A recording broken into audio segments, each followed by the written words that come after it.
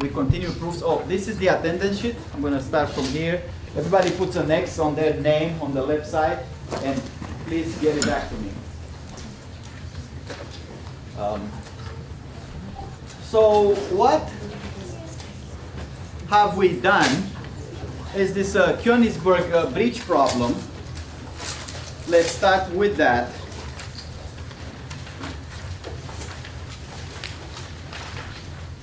Here it is.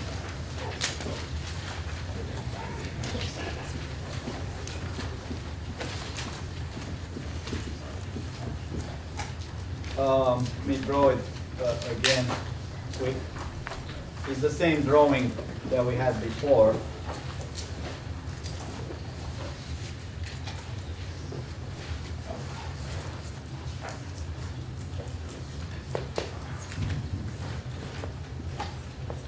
So the bridges were one here, one here, one here, one here,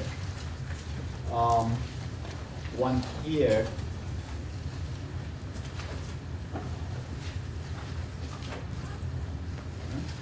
and then one here, and one here. Those are the bridges. The question is there an Eulerian cycle that is pass each bridge, which for us really means edge, exactly once.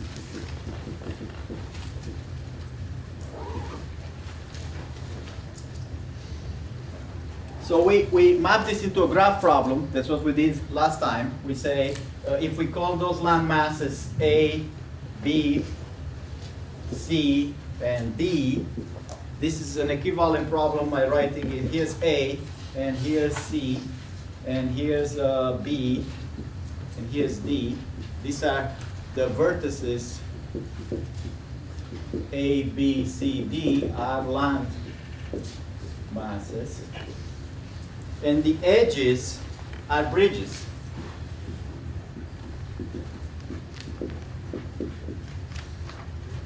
So this is a multigraph because between A and C there are two edges. That's a particular version. In a standard format, when somebody says here's a graph or here's a simple graph, they mean not a multigraph. But this is clearly a multigraph. Between A and C I have more than one edge.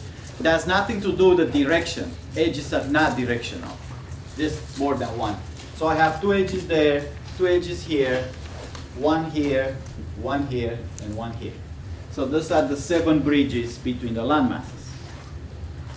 So the theorem that we've been discussing last time was there exists an Eulerian cycle. That's what we want. A way to go through all the bridges and end up in the same spot. Cycle means end up in the same spot. If and only if, so this is something that we're introducing today. I call it equivalent before in class and last week at the recitation.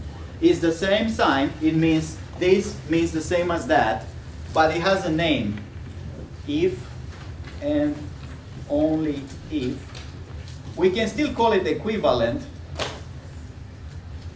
And sometimes people call it if with double F, if and only if. Those 3 things mean the same thing.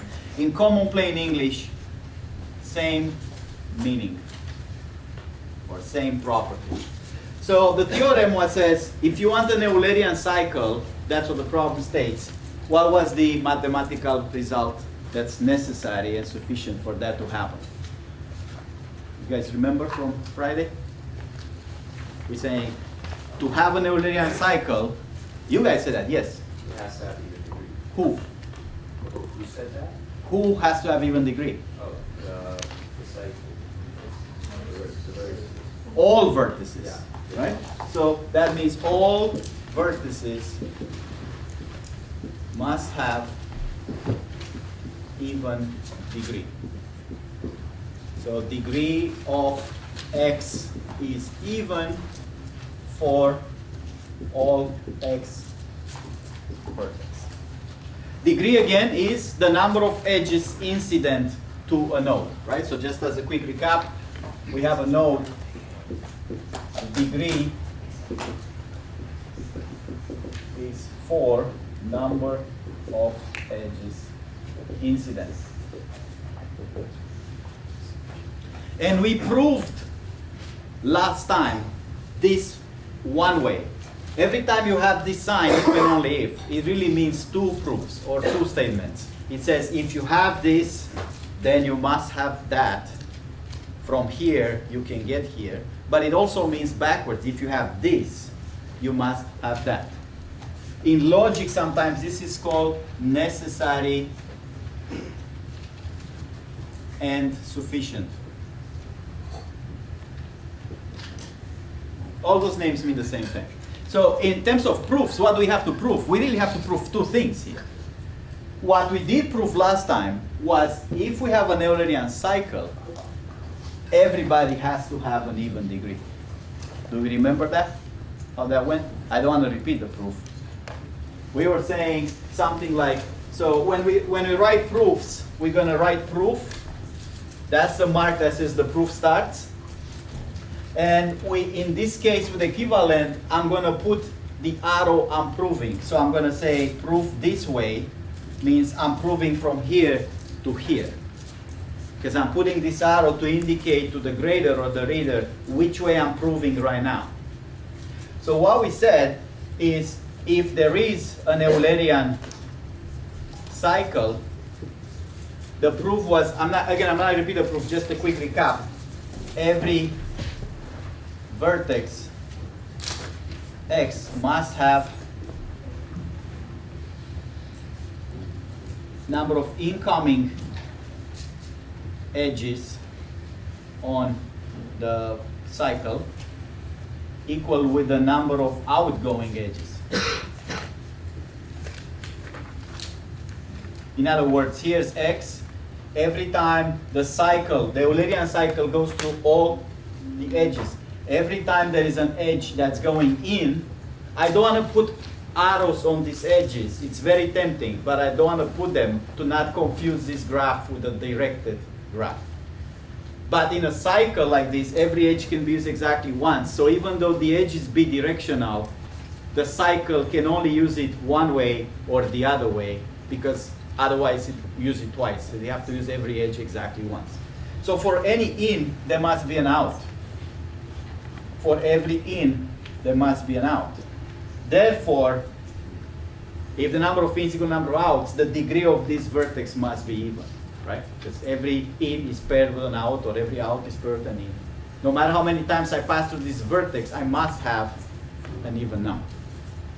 Do we remember that proof? Who's with me so far? Hands up so I can see. All right?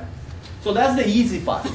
If there is a cycle, everybody must have even degree, because every time I go in, I have to be able to go out. What about the other way?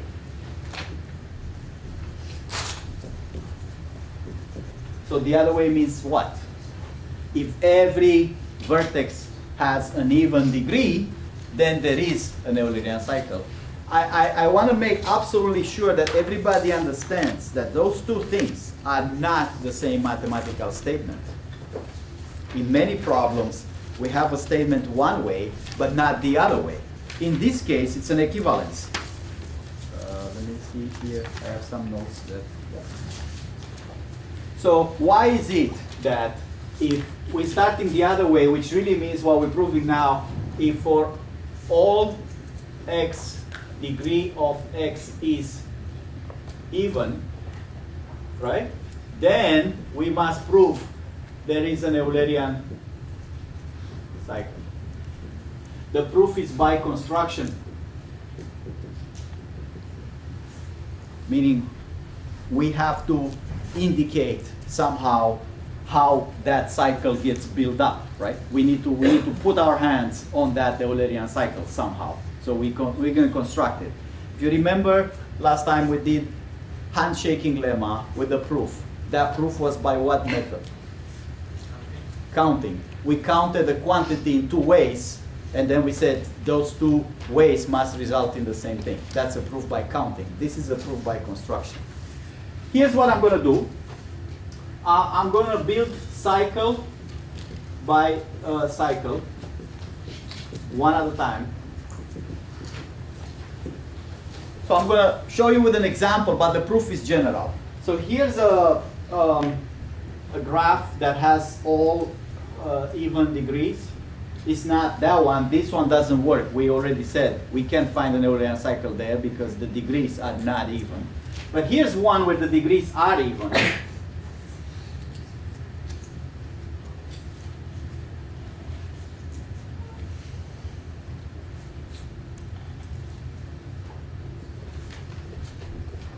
So what are the degrees? If I'm to write the degrees, this is a 4, right? This is a 4, 4, 4, 4, and all even? Yes. This theorem says you must have an Eulerian cycle, or more than one, who knows? So I'm going to build that cycle, but I'm going to do simple cycles, and then put them together in a big Eulerian cycle. So first cycle,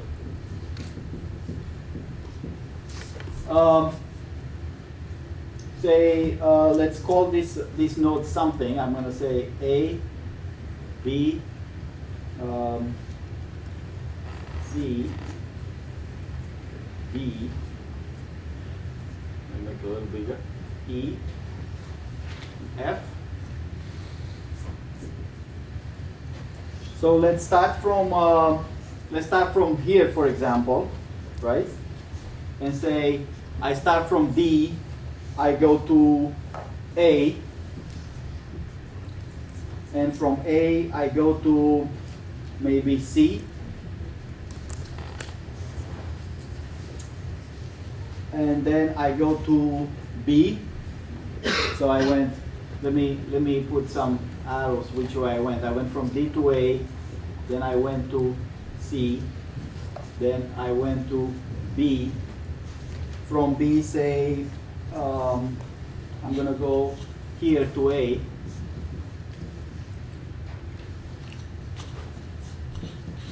So what's the property of these Eulerian cycles? I can use every edge exactly once. I can go either direction, but once I go on it, I can't use it again. Right? And then from A, let's say I go to E here.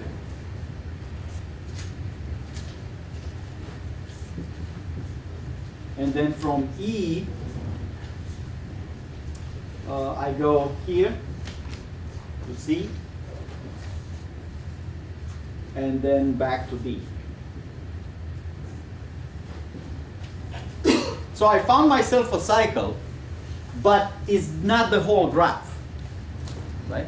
This would be a valid cycle. It's Eulerian, as in it doesn't pass to any edge more than once. But the problem is it doesn't cover the whole graph, right? Clearly, how many edges I did not walk on? This edge I did not walk on. This edge I did not walk on. What else? BE I did not walk on, and DB. So in here I'm marking those edges that I'm saying, hey, I've done something, I come up with a cycle, it does the walking on each edge exactly once, it stops where it began, so in D in my case, right, D to D, but it's not the whole graph. Right? So that's what I'm saying one by one. I built one, and then I'm going to go second cycle.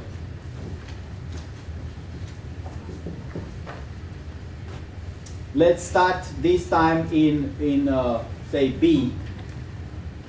I go to maybe D, and then to F, and then to E, right?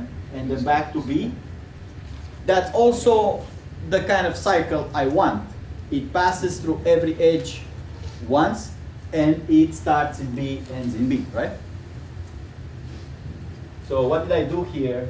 I went from B to D, from D to F,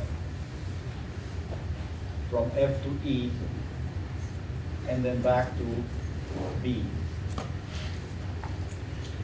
How about now? If I walked all the edges exactly once? I did. But I have 2 cycles instead of 1. Eulerian cycle means come up with a cycle that includes all the edges exactly once. Doesn't say come up with 2 cycles. So can I take those 2 cycles and make a big cycle out of them? Right? So I can keep going if my graph, suppose my graph is even bigger than this. Suppose I'm not done. For example, there's maybe, let's say, I have another edge here. Yes, I not use this edge. I still have to use it. And there is another, thing like that. I still haven't used this edge now, and this edge, and this edge. So let's call this G and H. So now I can have a 3rd cycle that is, say, A, F, G, H, back to A. So I think you can see how my construction proof is going here. I find a cycle, stepping every edge exactly once, I put it aside. Now I'm saying, am I done? If I walk all the edges? No. Okay, find another cycle. Okay, am I done? No. Walk again, find a cycle. And I keep going until, in this case, so I'm not going to add any more nodes, it's done, right? The question now is, I have 3 cycles. Can I combine those 3 cycles into one Eulerian cycle? The one that is going through all edges exactly once and ends when it started. So there is this additional step in the proof. That's the construction part. This is explaining how you go by doing this, right? We need to argue why is this always possible. Somebody was saying they know how to button this thing. Can you please do that? How to join 2 cycles. Suppose I have a cycle. I'm going to draw it, in the direction of the cycle. That's a cycle. And suppose I have another cycle that goes in here. In here it goes up, down.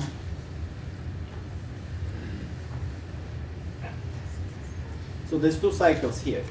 A, B, C, D, E, F. So A, B, C, D, E, F. And then another cycle is A, call this G, A, G, B, H, I, J. A, G, B, H, I, J. Is that correct? Can we somehow combine them into one big cycle? Don't worry about it. If it's too much trouble, let it be. Okay? This isn't you. I'm going to play around with it later. All right. I didn't know that was. We need somebody who can do this. I cannot. I want to look at that. That thing's fun. Also, I want to do these nuts. So I'm going to look at that. Can anybody point out how to do this as a one cycle? Yes. Well, when you do the first cycle, and it's like the intersection point. Right. I have to start with the intersection point and end up in there, right? That's the trick. If I start from A, I go back to A, and then I can go over the other cycle, and that kind of, it wouldn't work. I mean, from F, I can't do it, because if I start from F, I end up back in F, and then from here I can continue on the second cycle. But if I pick an intersection point between the 2 cycles, I can do the first cycle, I'm back at the intersection point, now I can do the second cycle. So join at intersection,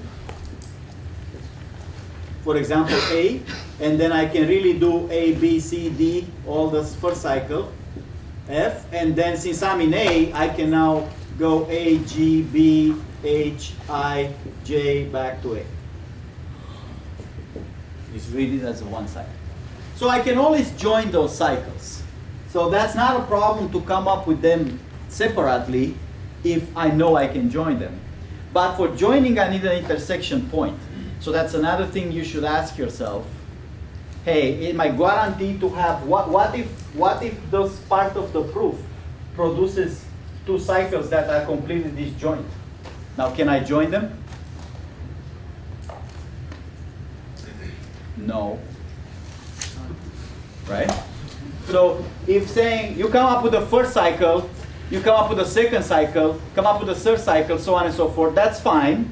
But how do you join them? You need to make sure you have intersection points, right, to join them. Who's with me so far? Okay. So what we need here is this is the cycles, we need intersection points, vertices between cycles to make sure we can join them. So let's see, part number one, I want to come up with those cycles. Part number two, I would like them to have intersection points so I can join them. And part number three, if I have intersection points, I can join them, all of them in one big cycle. We all agree with the first part that this is possible. How do I know I can always do this? First cycle, how do I even start? How do I find the first cycle? Yes? For example, if the second cycle of the beginning point and the end point exist in the first cycle, you can just replace You're talking about the joining part. that. I'm talking about how do I pick up D and keep going up to D? How is that? How do I do that? Like I show an example, but in general, what allows me to find a cycle? Yes? Does it in and out. So you So starting some point, where do I go next? can go out of that vertice to another vertice. I pick any edge. Yeah. I pick any edge, so I pick one at random. I started in D, the edge I picked was at random. The only condition was to be an edge that I've never used before. And then I go from A, B, whatever, whatever. How do I know for sure I'll end up back in D?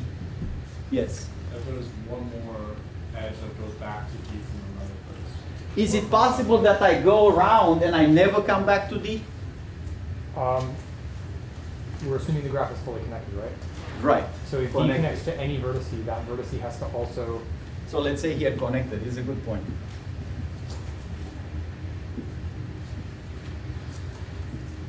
Sorry.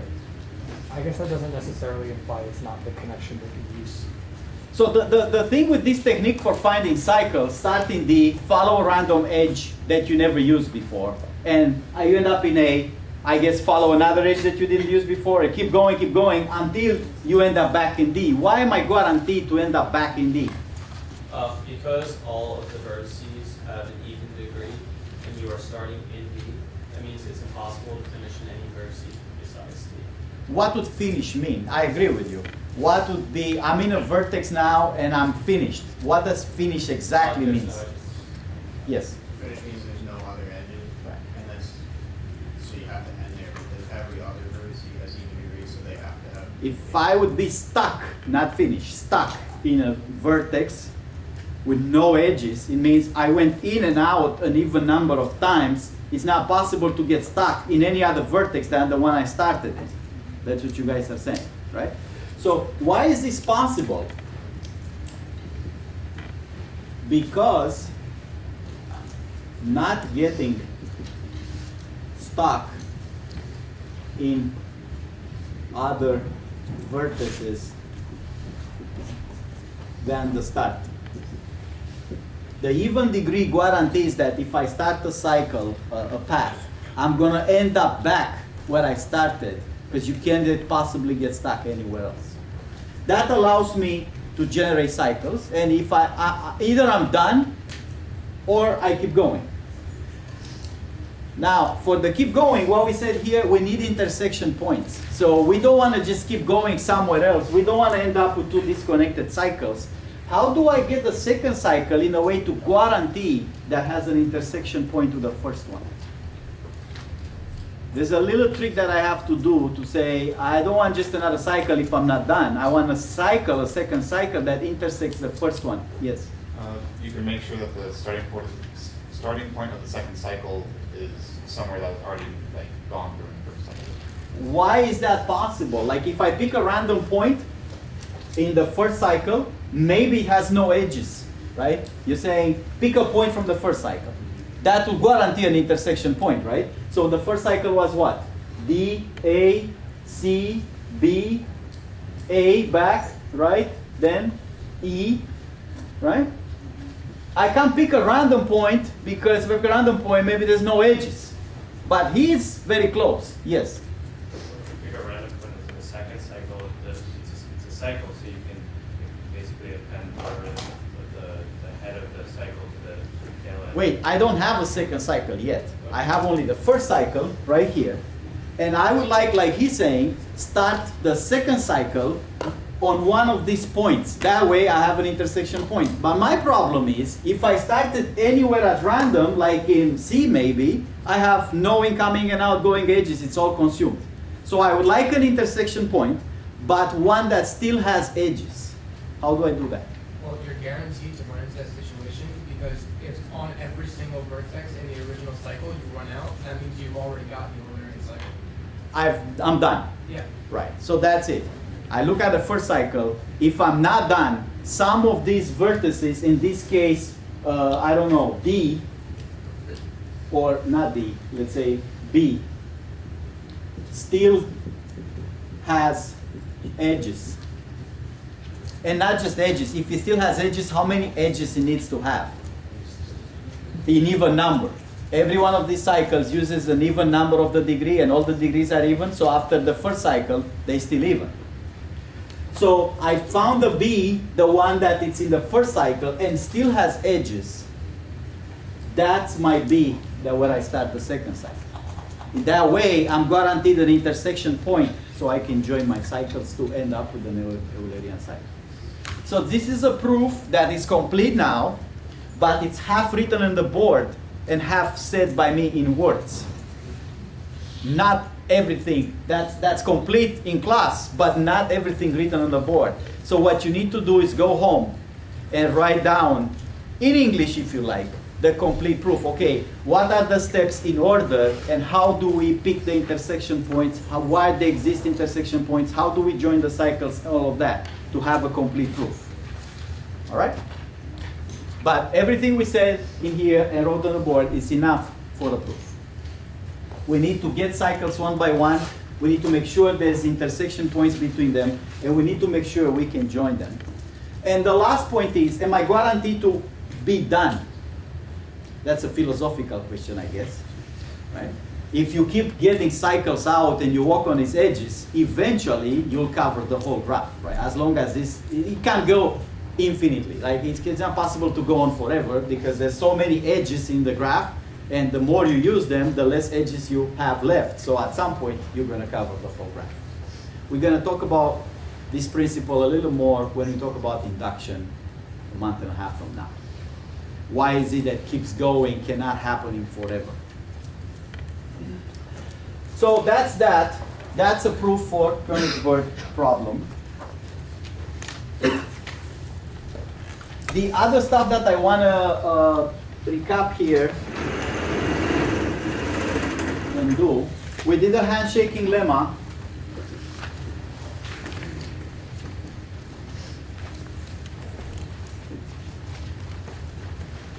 That was saying the sum of degree of x, where x is vertex, is 2 times the number of edges.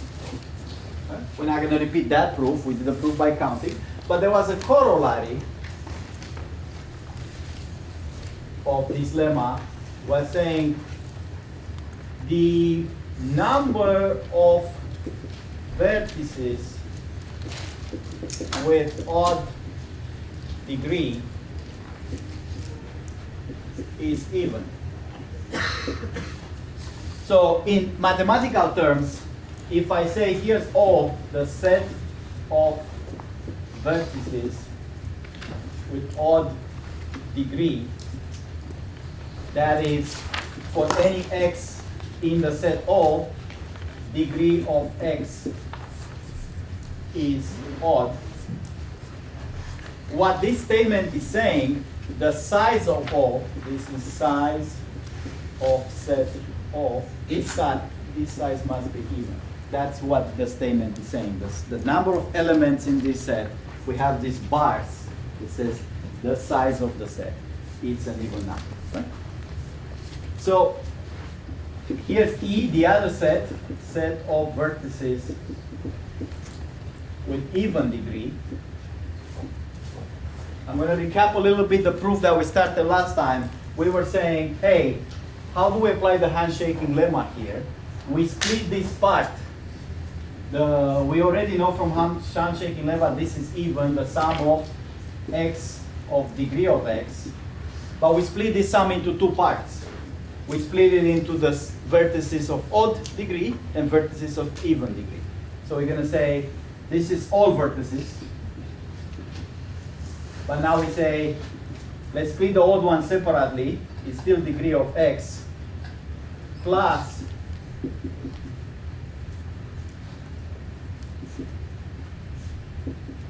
so this is the odds and this is the even degree. Now these two sums sum up to the main sum because it's really the same sum. It sums up the degrees of all vertices. One does it all together, one does it separately for the odds and for the evens. Now everybody here is even by definition because this is all even degrees. So I can say this is the sum of x in O of degree of x plus an even number. Because sum of a bunch of even numbers will be an even number. We said last time, this passes the test of 8-year-old kid. A bunch of even numbers added up together, it's even. We don't have to explain that. So now from here, this means implies this sign. Now, what I have is even is equal with this sum plus even. So I get this sum here, the degree of x for every x in O is even minus even will be even, right? So this is where we left last time. And I was asking you, how do you, this is, now what we want is to prove that the size of O is an even number. And we know all those degrees are odds. That's not passing the 8-year-old test. You can't just say here, the number of things that I'm summing up must be even.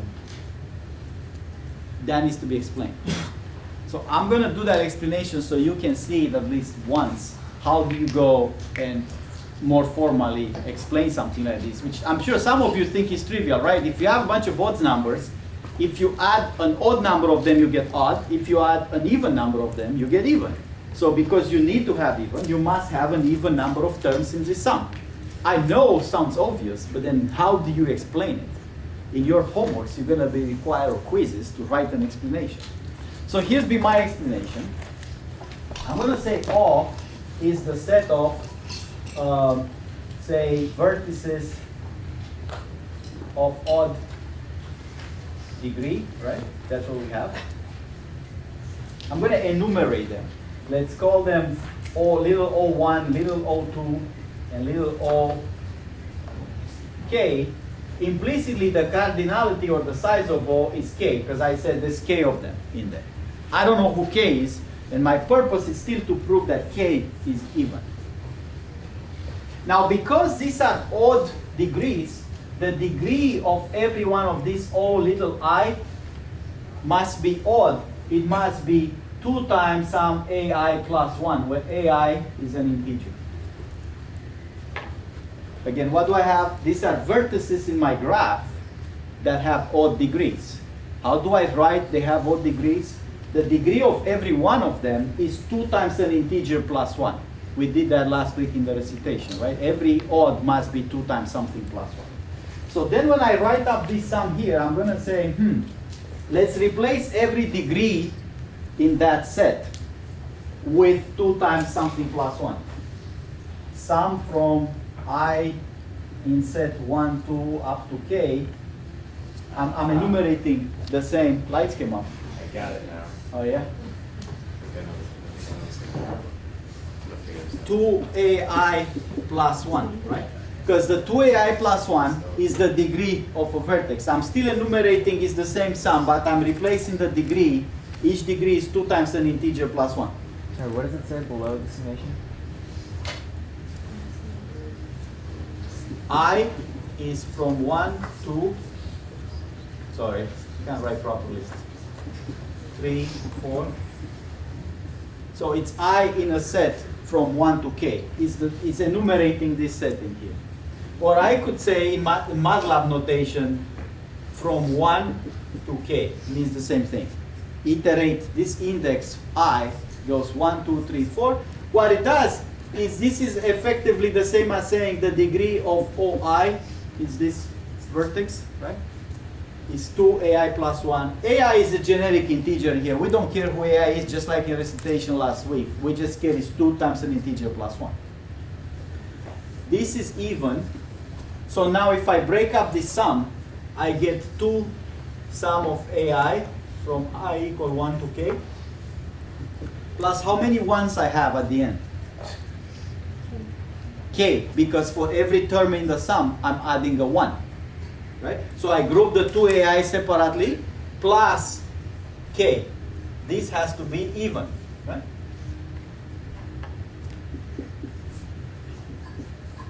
But this is an even number,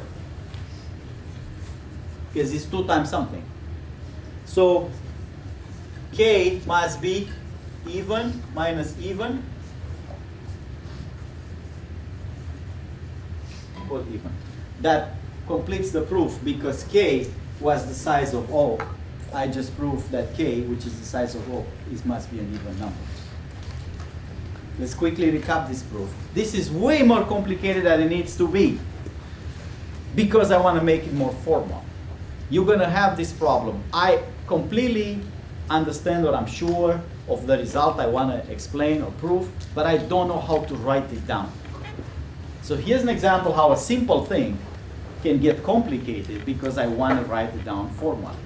I'm replacing each degree of x with an odd number because I'm only talking about the vertices that have odd degrees. When I replace it with 2ai plus 1, I group the 2 ai's in an even. Once here is going to do the trick because this once will count effectively how many items are in the set. Every term adds a 1, I get this k. And even plus k, it's even, means k must be even. Because we know already even minus even, it's even. Hands up, who's with me? Good. Sounds easy when somebody else does it, right? This is going to happen today. You get the homework. And I think there's already an online homework, right? Everybody saw the online homework on Blackboard? Right. That's due, I think, in 3 days. The homework that's going to get posted, the written homework, is due in a week. So, can you assume that it's obvious that 2 times any number is an even number? Yes, we already said that. 2 times an integer is even. 2 times an integer plus 1 is odd. Again, we don't want to formally go like mathematician down to the bone. We say if the 8-year-old understands that, we call it obvious. I think a 8-year-old will say 2 times something is always even. Or sum of 2 even numbers is even, or odd plus even is odd, things like that. We don't need to prove those. All right, so that's from last time what was left. Let's see what else we can do now. Oh, there was one more thing left. I posted as a problem. I'm not sure anyone solved it. We define a tree, a graph that's connected, simple graph, no multi-edges or something like this. Simple graph connected and no cycles. I'm going to draw one right here.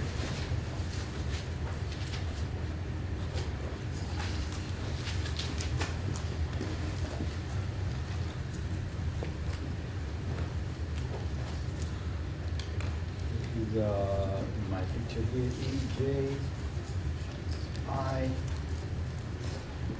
L, chain, E goes to H,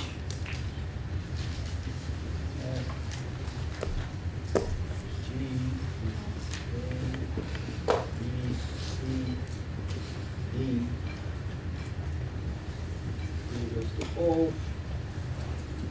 P, and here's a tree. It's connected and has no cycles. Again, cycle means what? There is a path that starts in one node, goes around, and ends up in the same node. You can see that that's not possible in here. I would like to prove some things about trees. Some problem I stated already. Property number 1, if there's n vertices, must be how many edges? Minus 1. Anybody prove this? Without induction? Yeah?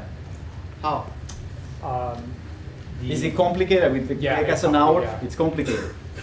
Okay, anybody faster than an hour? Yes. And most simple tree, the two vertices connected with one edge, and for each edge you add one extra vertice to. For each edge I'm adding, what kind of technique is that? Yes. So you can think of a tree as one of the nodes being the root of the tree, and then all the nodes being. Very good. That's the one I'm going to do on the board. Hold on that thought. I think that's the one I'm going to do on the board. It's a counting proof. Yes. Right. So induction is perfectly fine. I don't want to give you the impression induction is bad. I love induction.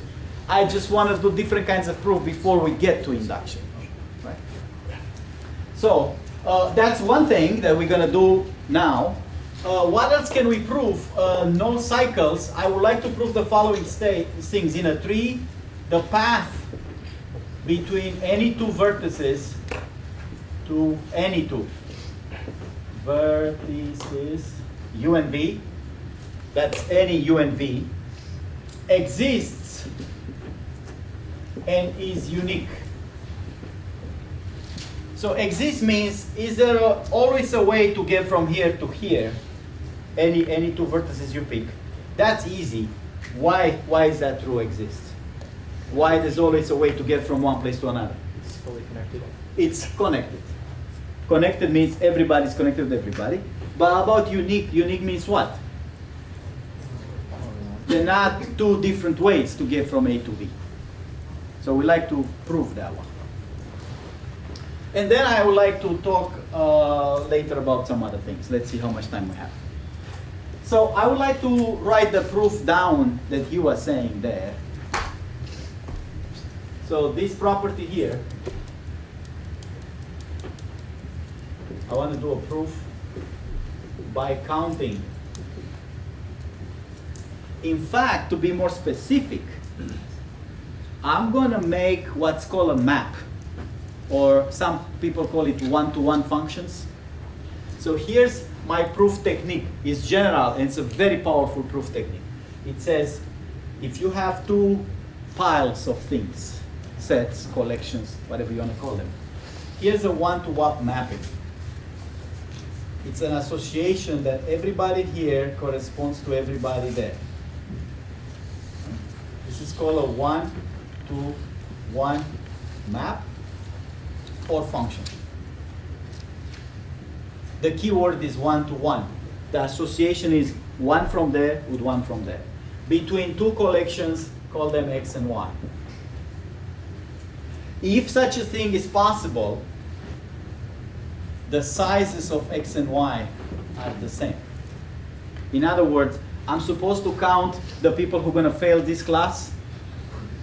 I'm making a one-to-one to some exam grades criteria, and I'm saying instead of counting the people who failed the class, I'm going to counting the exams that are below some grade. That's a one-to-one map. How many exams I have below, 30%. That's how many people are going to fail. Just kidding, okay. Bad example. Huh? Many ways. In fact, we did one such example. Remember the tournament problem where we say you have to play a bunch of games. How many games do you have to play to end up with one champion from recitations? How did we count that? Every game gets associated with a loser. That's a one-to-one map. Every game must have a unique loser, and every loser is a loser in a unique game. It's a one-to-one map. Therefore, if I count the losers, I count the games. So how many losers I need to have overall? That many, right? And then that tells me how many games I have. Same exact principle. That's what I want to do here. But to do it intelligently, I have to do what he said. I want to draw this tree differently. It's the same tree, just draw it differently.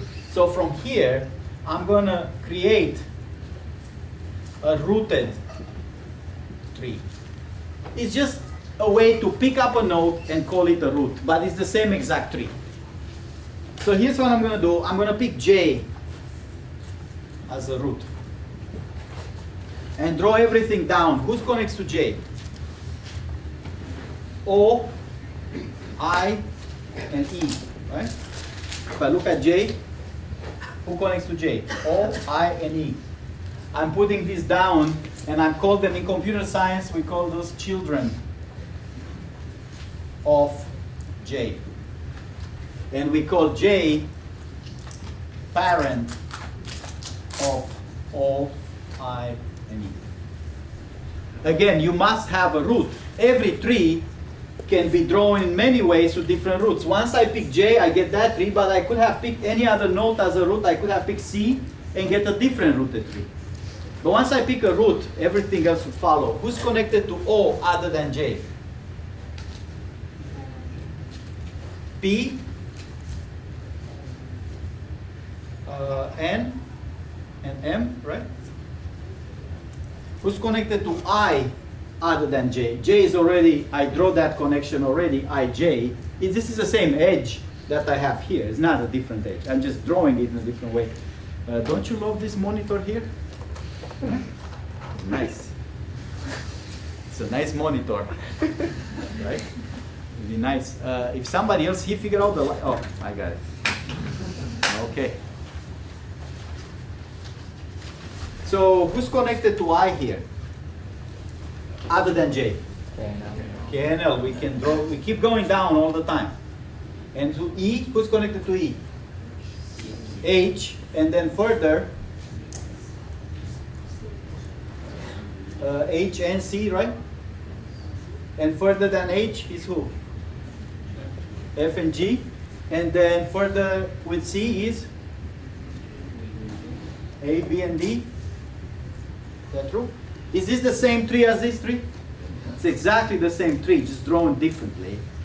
And particularly was J picks as a root. And you could, as an exercise, pick C at the root and draw it that way, right? How would that look if I pick C at the root? I'm not going to draw the whole tree, just the first layer. Who's connected to C? A, B, and D, and E. So now the whole tree will follow from E because that side is done, right? So from E, what do I have? H and J, so on and so forth. You can fill up the rest.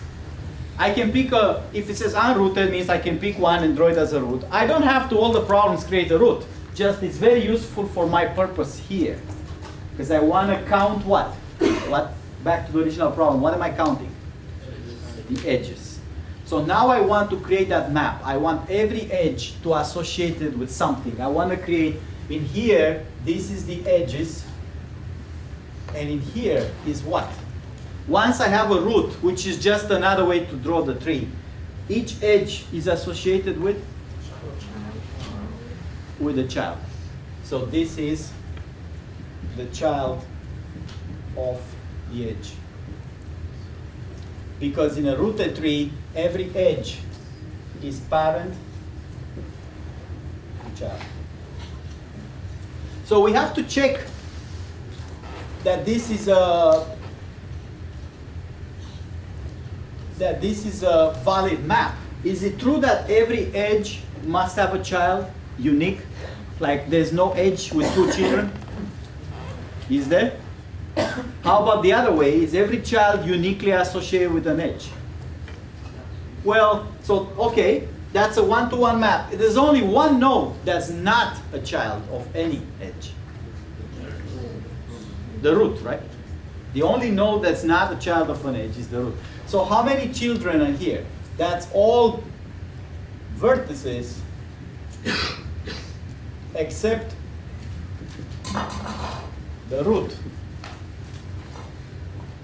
Who's with me?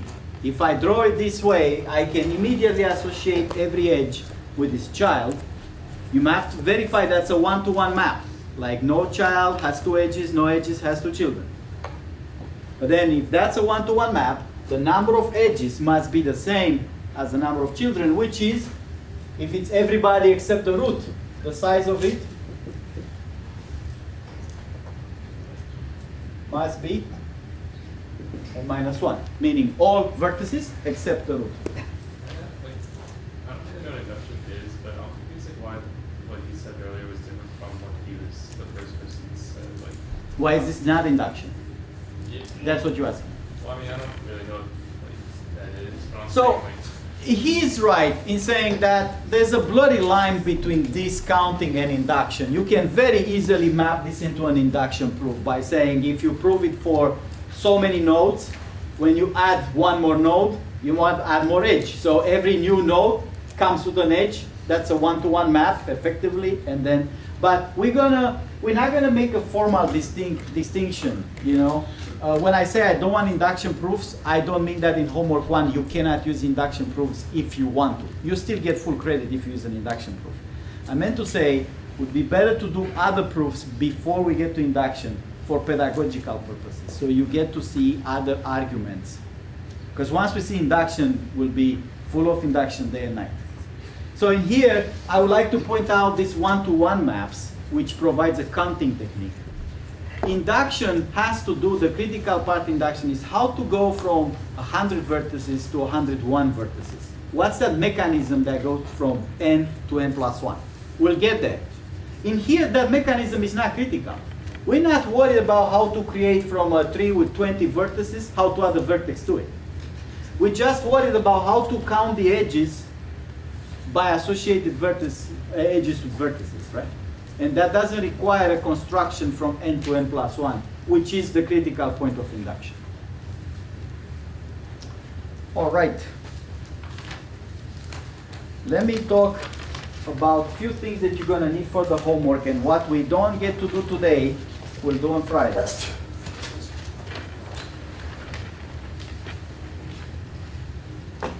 So we need two things. Lights are going up. That's nice. You know what I think it is? Last year I asked the people in here what's up with the lights, and I don't think they know. I see they installed some very fancy management light chip that nobody understands how it works, or it's broken, and they just don't want to admit it. They don't know how to fix it. They'll say something, and it's still broken. Here's something that we didn't talk yet. Complete graph has all edges.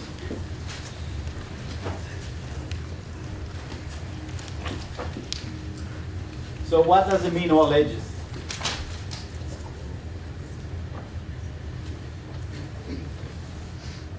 It's like that? Is it all of them? Can you add more? Simple graph. I'm not talking about multi-edges. Complete graph, all edges. So again, I'm talking about simple graph, not multi-graphs, not directed. Does it have all edges? How about for, it does it or not? How about for 4? What are all edges? So I have a question for you. If I have n vertices, how many edges?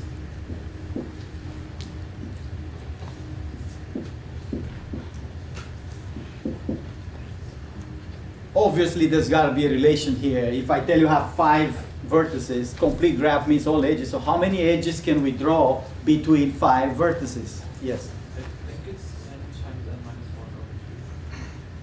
n times n minus 1 over 2. N times n minus 1 over 2. Is that a guess? I think it's because, well, it's not completely a guess because in the case of like 4, it'd be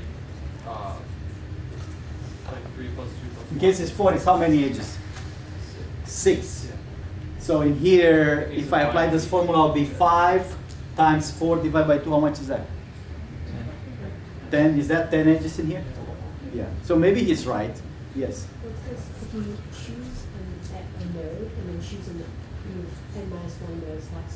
So instead of n nodes, you choose one node, you have n nodes to choose from. but then you choose another node to connect the edge to. Instead of n-1 since you already took out the first node. And then, so that's one edge. And then we do that with all of them, but since edges go both ways, you can divide by 2 because She has a proof.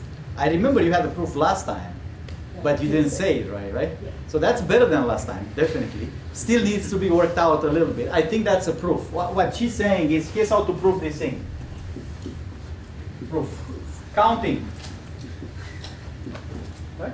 She was saying, here's, I go by a vertex, and how many edges can I go to?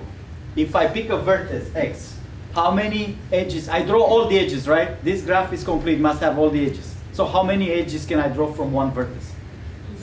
n-1 edges, right? n-1 edges to all other vertices. Great. So now, if from a node I can draw n-1 edges, I have to multiply that, that's times, number of vertices. Right? Because I say, from one vertex I draw all these edges, but here's another vertex, I draw again n-1. And here's another vertex, I draw again n-1, right? From every vertex I draw n-1 edges. So how much is the total here? Is n-1 per vertex times how many vertices I have.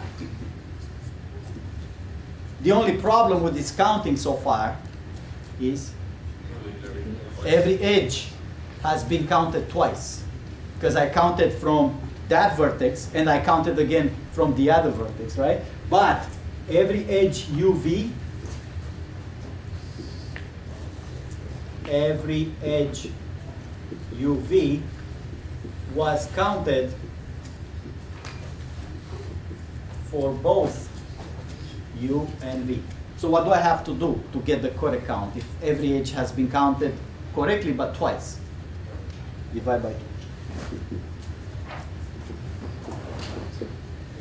So the result will be n times n-1 by 2. That's how many edges I have in a complete graph. Anybody else? How can I argue this? Yes? So we're basically just using the handshake like, I mean with a different kind of counting. Yes? Counting, well, if you want to look at it from like a geometry perspective, you can add up the number of sides to the number of diagonals in the shape. So in a pentagon, there's n times n-3 divided by 2 diagonals. And you add them with the sides, but you have to know that result, the number of diagonals, right? Anybody heard of this? How can I choose 2 out of n? Think.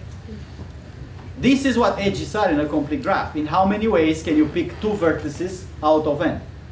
It's not related to graphs. I could ask the students, if I want to pick 2 students, in how many ways can I pick 2 students in this class? So this is this notion, in how many ways can I choose a subset of 2 out of n, or 3 out of n, or 5 out of n, is what we're going to start talking next in counting. So then we're going to have an answer in how many subsets of 2 things out of n are there. It's called n choose 2 in this case. I'm sure some of you heard about that. I'm going to do one more thing that has to do with the recitation thing tomorrow.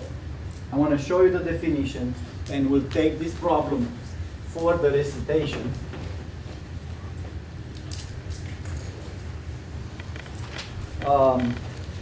When does this class end? 3:15? Right. Let me add something here, because it's very related to this. In a general graph, a complete subgraph, it's called a clique. So the graph is not complete, but I can have, here's a complete graph that is part of another graph. So the graph is not complete, but this is a clique here, A, B, C, D. That's a complete subgraph, so that's a clique. So here's a clique, A, B, C, D, E, F, G, H, I, J. What's another clique? H, I, J. What's another? Is EF a clique? Yeah. How about EFG? No. So a part of a graph that has all the edges is a clique.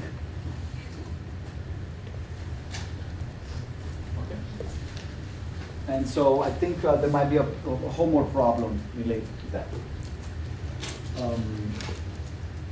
Here's a problem on it.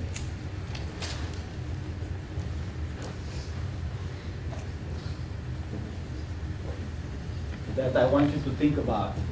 This is for tomorrow or Thursday at recitation problem.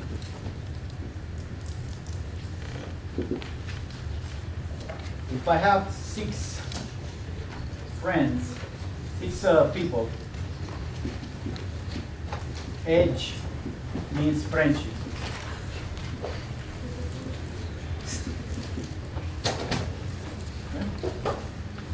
I have 6 people, and some of them are friends with each other, some of them are not. We want to show that either there is a clique of 3 that is this way, right? Or there are 3 isolated people. So by isolated I mean no friends.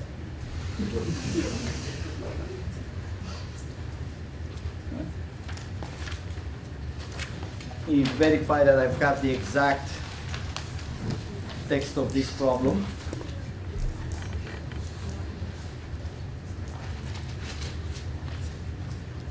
So what this is saying is if you pick 6 of you, either 3 of you must form a clique of friends, or if that's not the case, there are 3 people at least who have no friends at all. This is a problem that I would like to start thinking about. Yes? But if they don't have any friends, they wouldn't even be part of the graph because they wouldn't have a friendship, right? Right, so the graph is disconnected. So is it just dots? This is not a connected graph. Right? So let's, I don't want to solve the problem right now. What I would like to try is to come up with an example that's neither one of these things. Like it doesn't have a clique of 3 and everybody's connected to at least somebody, right? You have a solution? Yeah, just a straight line. When there's 6, Yeah. What? Let's see. Like that? Yeah. Yeah. 1, 2, 3, 4, 5, 6. Yeah. We need more. We need something more in this problem then.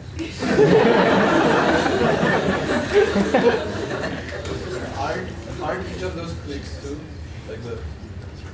Okay, this is I exaggerated. Sorry, this is not what I want to say. Okay. Or there are 3. We don't call them isolated because I went too far. 3 strangers. What strangers mean? They don't know each other, right? So what does it mean? No friends in that group. Without, now, is this still a good example? His example was still, obviously there's no clique of 3 because there's no triangle, but would it be 3 strangers, meaning can I pick 3 that don't know each other in here? Yes. Which one? This one, this one, and this one, they don't know each other. They're not friends with each other, right? So, sorry about that. I was good to have some people who fix what I wrote.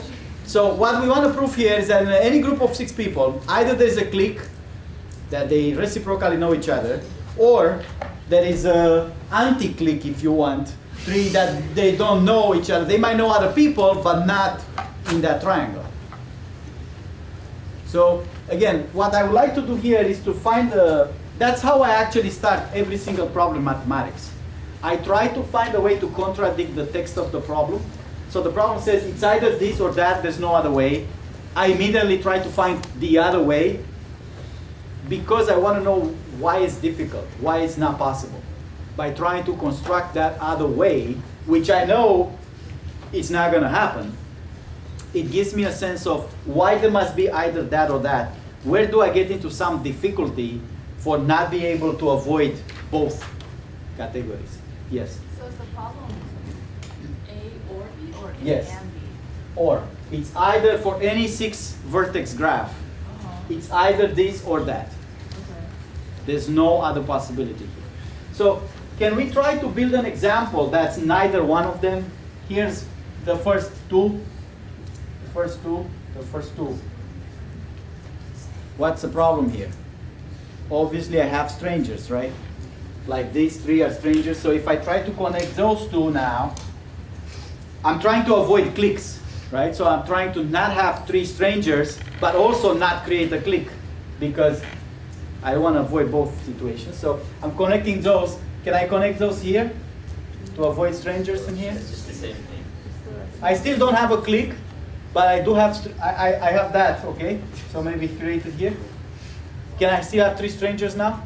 I do. So which are the strangers? Those 3? Can I put these? I'm still avoiding cliques if I do that? I'm avoiding a clique of 3. This is not a clique of 4. A clique of 4 requires all the edges, right? But do I still have 3 strangers here? Yeah. Which one? Top left, bottom right. Top A. Is it a stranger? No. This is a stranger, B. And this is a stranger to A and B, C. So can I fix it somehow? Can I still put an edge here that those 3 are not strangers? If I put this edge, I got a clique, this clique. If I put this edge, I got a clique. If I put this edge, clique. So now I can see why it's hard to put edges to avoid the 3-person strange to each other, because it's going to force me eventually to create a clique. So this is a good example to try out when you have no clue how to start. The problem's asking me for something. Why has to be that way? And by building a little bit, it's not a proof, but it gives us a sense, okay, here's what's happening. Somebody had a question? Sorry. I did. We lost it? Huh? I did. Okay. So can you prove this in a general case? I mean, six vertices, but one example doesn't prove it. Maybe there's another way to draw it to avoid both situations. Why is not possible? Any graph must be here or there. And if you're really into math and graphs, how is this theorem going to look for 10 people, or 20, or 2n in general? That's becoming complicated. Right? So this is a problem that I want to solve by tomorrow or Thursday at recitations. I'm going to post it up and see how that goes. It's probably the easiest way is to go by cases. Either this or that, then this, then that, and show that every single case results either in this or in a strangers.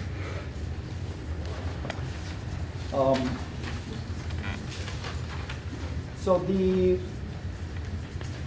next thing that we need, so in the beginning there's a bunch of definitions that we need to solve problems.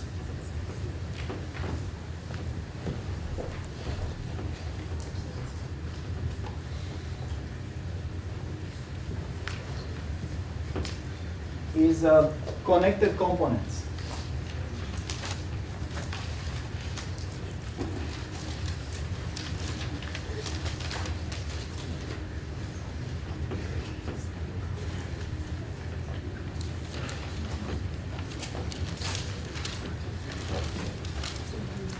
I should say disconnected. What I mean is, here's a graph.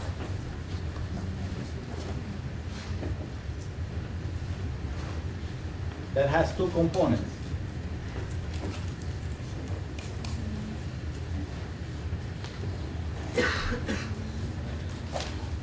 This is 2 components. two connected components. Let's just say CC in short for connected components. This is not connected, obviously, right? Disconnected. What do I have to connect them? I can add an edge. So if I add a certain edge, results in, from two components, only one component. So which kind of edge does that connectivity? I could add many edges in this graph. I can imagine I can add this edge, for example, or this edge, or this edge, or this edge. From connectivity purposes, those are very different. This one does not connect to the disconnected components. Instead, it does what? This one creates a cycle, right? By adding this edge, I'm creating a cycle. This one also creates a cycle. But those two here, if I add one of them, these are the connectivity edges.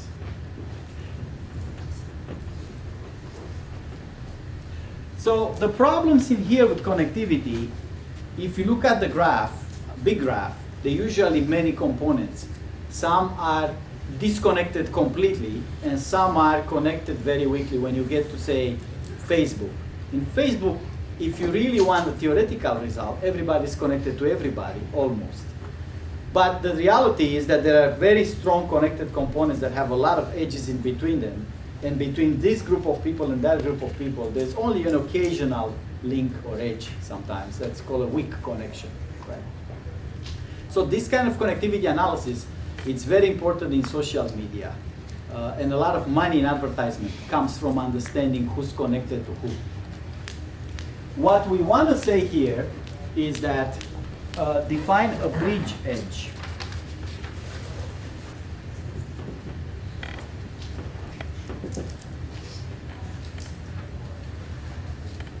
Existing edge that, if removed, disconnects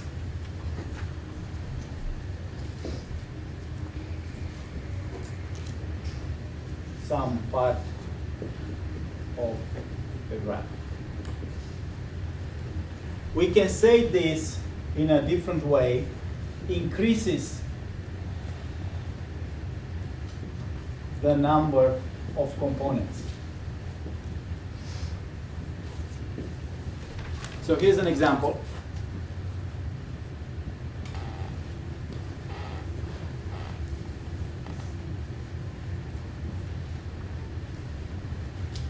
This edge here,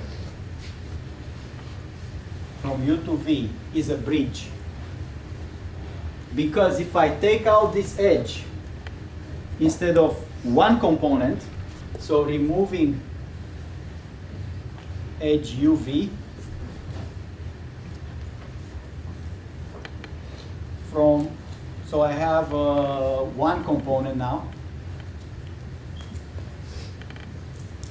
One component means it's connected. By removing this edge, I'm going to have two components.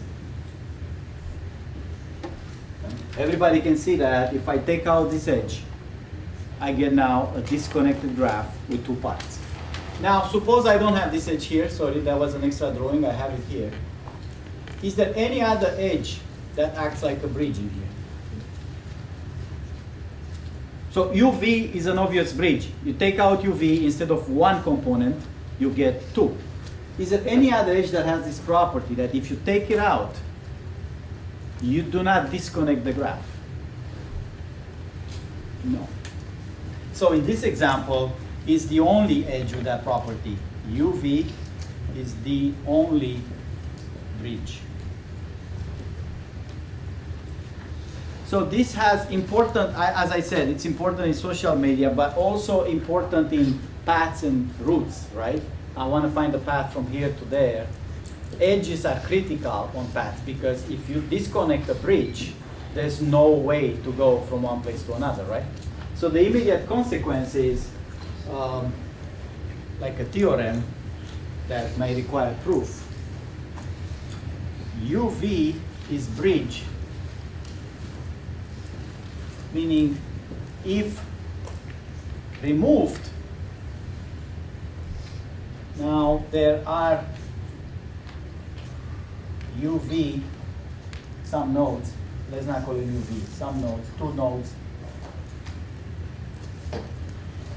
without path in between. But had the path before.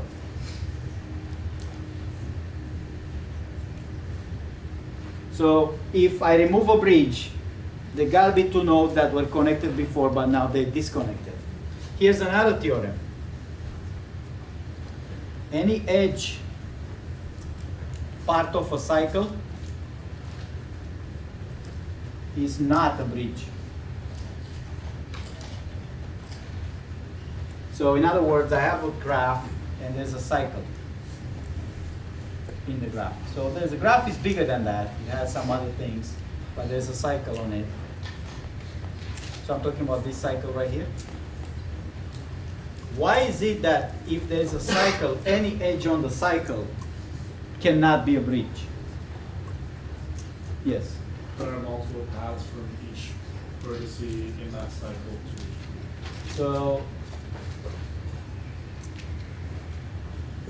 if I remove any one of these edges, I do not disconnect the graph. It might have been disconnected. Maybe there was another part here that was disconnected already. I'm not worried about that. I'm saying it's not disconnecting anything. Because in a cycle, allows me to say from anybody to anybody in a cycle, there's at least 2 paths. Pick any 2 nodes in the cycle, B and D, there are 2 paths, right? From B to D. One is that side of the cycle, one is the other side of the cycle. So any disconnect can only happen on one side of the cycle, therefore the other side acts like a connection. That's why if I have a cycle, none of these edges could be bridges. Is it equivalent the other way? So I'm going to pose this as a question, exercise.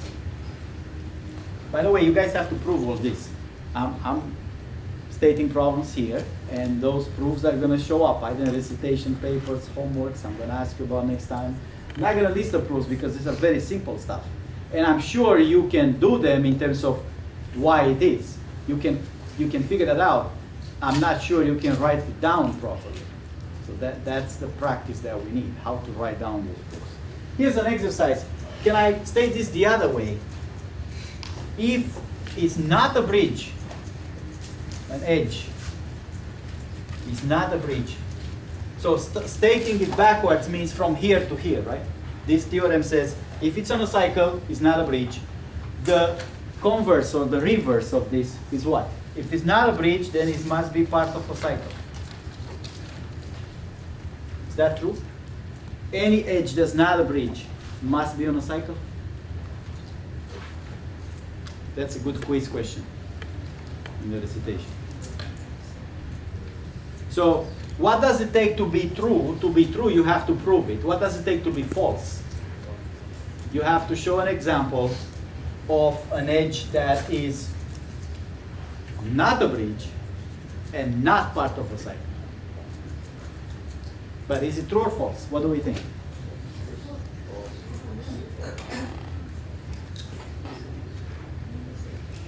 I don't know. Are we first, everybody's on the same page on this thing? If an edge is on a cycle, cannot be a bridge? Hands up who's with me on this one. When I say hands up who's with me, you have to raise your hand only if you understood the math behind it. Now, I'm not saying raise your hands. It's like a physical exercise. Okay? So we all agree with this thing. If it's on a cycle, it's not a bridge.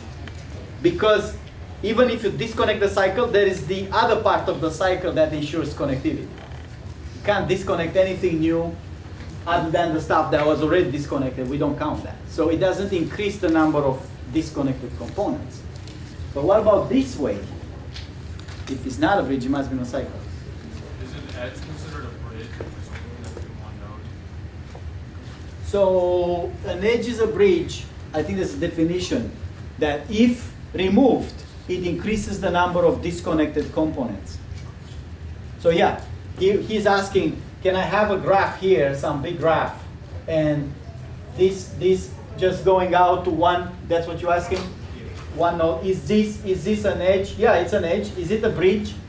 If all the graph is in this side, and just one connectivity out, if I remove this, do I obtain more disconnectivity, more components that I had before? Yeah. Yes, because this one was connected to whatever component was here, but now it's not. So I'm going back to this. If it's not a bridge, it must be part of a cycle. True or false? But how do we write it? Yes. So consider two edges connected, or two vertices connected by an edge which is not a bridge. So we started with not a bridge. Yep. Bridge. It's a good idea to call it UV, say. Sure. Then what? That means that if we remove the edge, no connected. If we were to remove that edge, no extra connected components are introduced. So UV must still be connected. Right. So this is the proof. If removed, and there is still a path UV, that's what he's saying. If this is not a bridge, after I remove it, U and V are still connected. Right? They were connected before, obviously, by this edge. And removing it, they still connected. If now they will be disconnected, that means there was a bridge by definition. I disconnect, I create another connected component. Because before all this was in one component, but if they disconnected, U and V are now in different components. So if that doesn't happen, there is still a path from U to V after the removal. So what happens is, there must have been another path from U to V. When I draw things that are not straight, I mean there are multiple edges in there. If I draw things straight, that means that's one edge, but if I draw it curvy, it means it passes to a bunch of edges. So there must have been another path from U to V, not including the edge UV, because this one was removed and the path is still there. And now I think he's concluding there must be a cycle. Yeah, should I say why? Because there's a path in here and there's the edge UV that closes the cycle. So that means cycle. Yes? So do you need to say anything more to get from that to the actual definition of the cycle?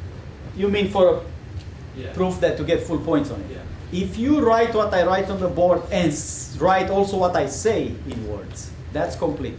So in this class, what I write on the board plus what I say in words is complete, unless I say the remaining stuff is for home exercise. This one is complete if you write that stuff and everything I said. So I'm not going to write everything to keep the lectures concise, but what I say, it's part of the proof. So again, how does this go? There's an edge UV removed, UV are still connected, therefore must be a cycle not containing the edge, sorry, a path not containing the edge UV, which means edge UV closes a cycle is that path plus the edge that closes the cycle, so therefore the edge must be part of the cycle. So that proves that not a bridge, part of the cycle. Here's another variation of this whole thing with the bridges.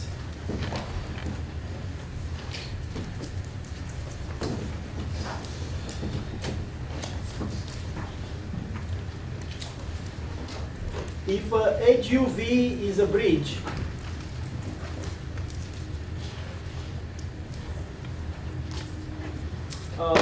I'm going to say if and only if there are two vertices with the following property, with all paths passing, all paths UV. We all know paths are not unique. Between two, from U to V, I may have more than one path. All paths UV pass through edge, sorry, I don't mean, I mean two other nodes. X passes through edge UV. This is a very slight variation of that thing. What it says is, as a characterization, if there are two nodes X, and they're part of a graph here, and so X is in here somewhere, and this is some other part of the graph, and this is Y. All paths must pass through this edge UV. In other words, you can have options for how to go from X to U. There may be more than one way to go to U. And you can have options for how to go to V to Y. But all the ways you choose to go from X to Y, you must pass through the edge UV. I don't state this as an exercise. I'm stating it as a characterization. It's like the same thing like you have traffic control, right? The problem with, I don't know if you're familiar with Boston area, the problem with Quincy, which is in the south, and downtown Boston, the main problem is only one main road that goes from downtown Boston to Quincy. That's Interstate 93 South. So you can go in many ways to the interstate, and once you're on the interstate, you can go many ways to downtown Boston. But between Quincy and downtown Boston, it's really difficult to find any alternative route that doesn't pass 93 South. That's why 93 South is the busiest road in the United States, because it's the only way at 4 p.m., 5 p.m. to drive from Boston back home, right? So these kind of bridges have important effect in networks because, again, disconnecting them cuts the network, destroys the flow, cuts your Wi-Fi, so on and so forth, right? And Wi-Fi network acts this way. If there's a bridge, it means once I take it out, I disconnect that entire network from my graph. In fact, people have considering sabotaging economy by cutting cables under the Atlantic Ocean. Because those cables will force rerouting through satellites, which is very expensive. So because of that reason, they put cables under the Pacific, just in case the one at the Atlantic get broken, to have a cycle, to say if those get cut, then we can reroute the traffic through under the Pacific Ocean, right? And this happened, by the way, I'm not sure how it happened.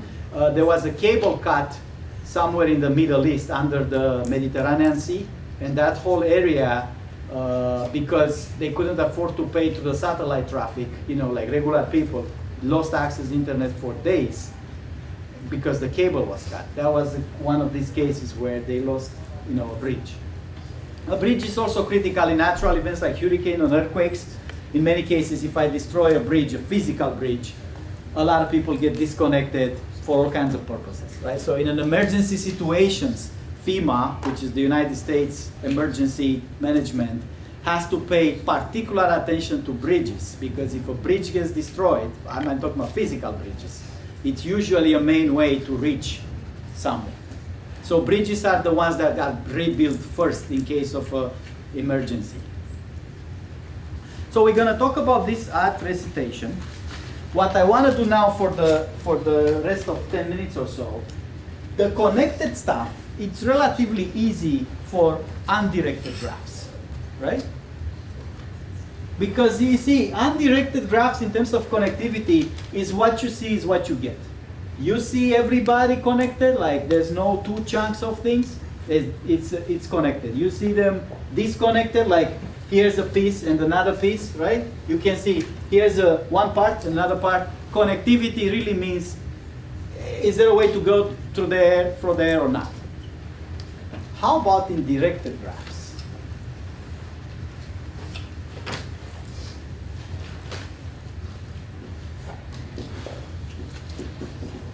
In directed graphs, it's much more complicated, right? Let me show you an example.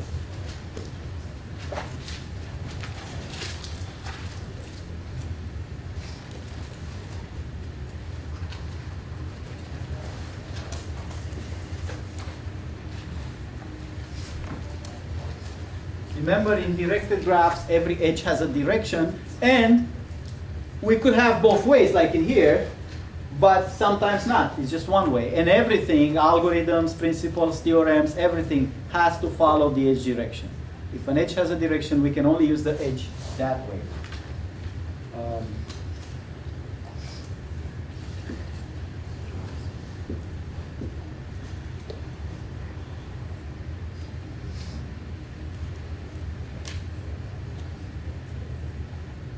is a fancy graph with a link to itself.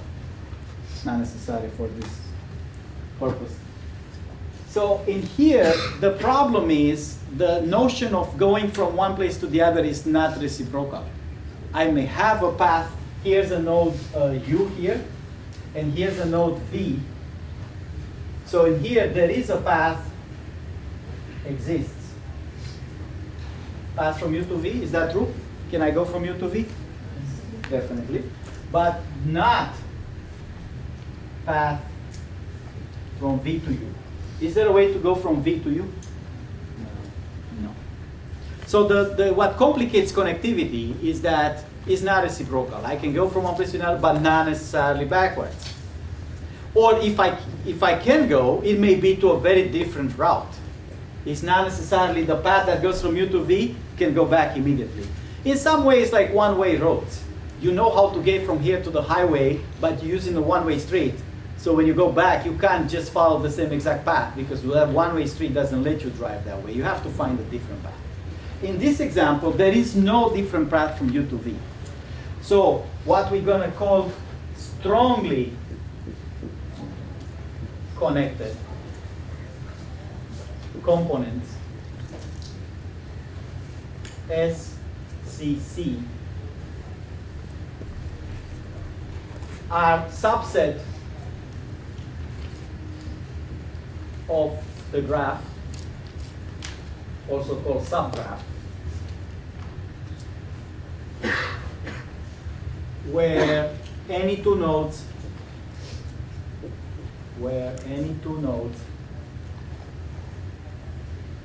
are connected both ways.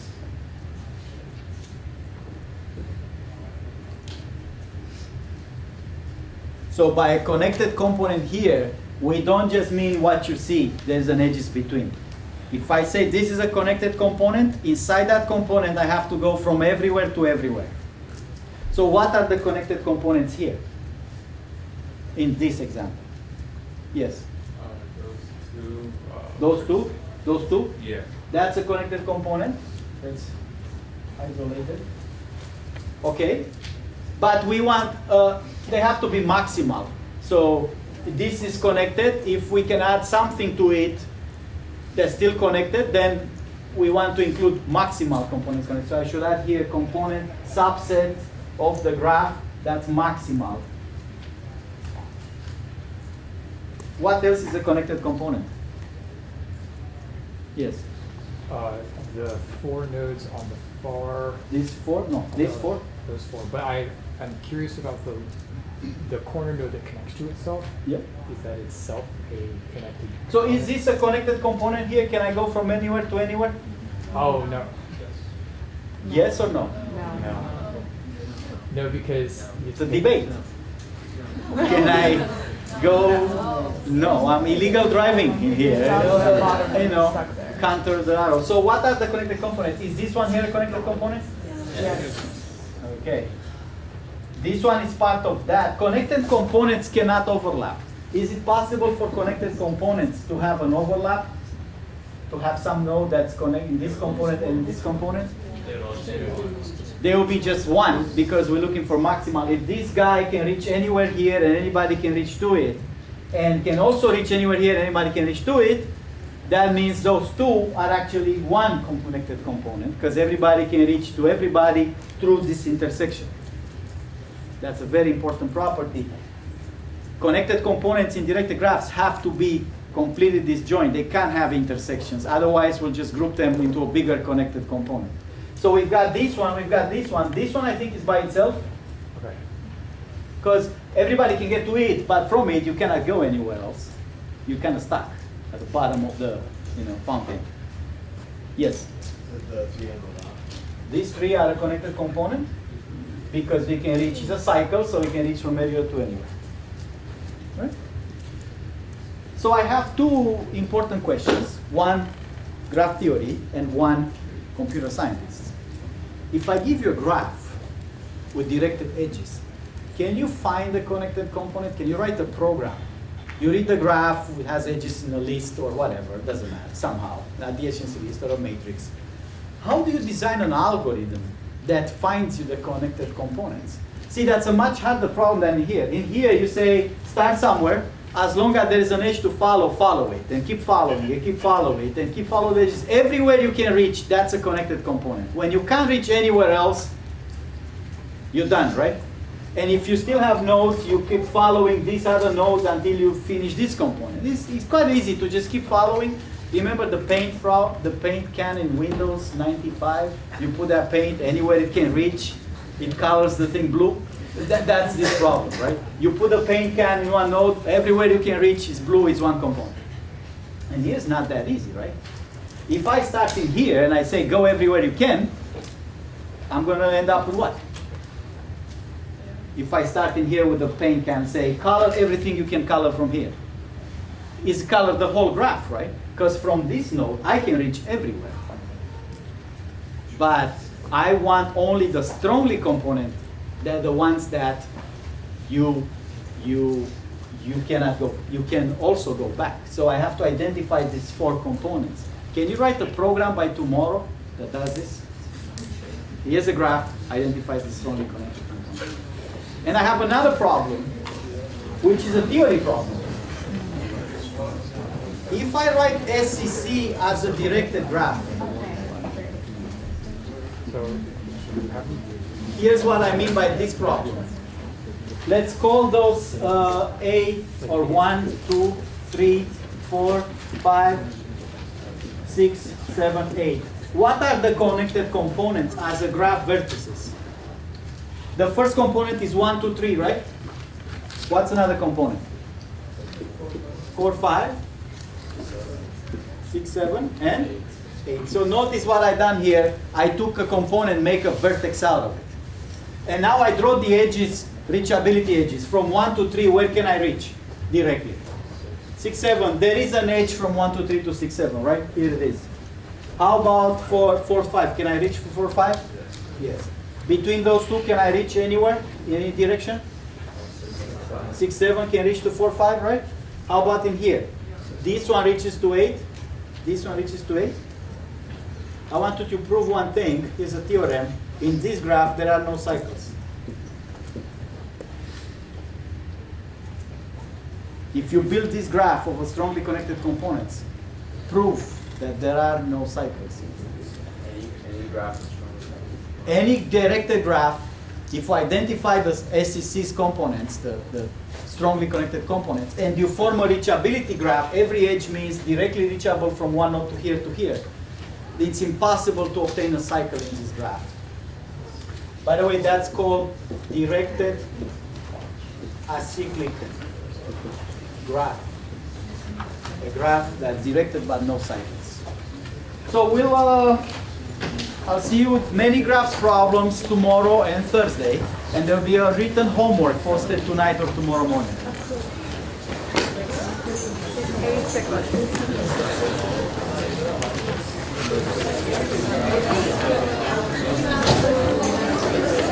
Can I get the sheet?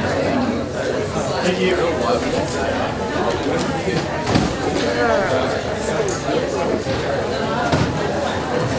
You guys mind pressing the record button? One of the red buttons is on the right side. Yeah, very spicy.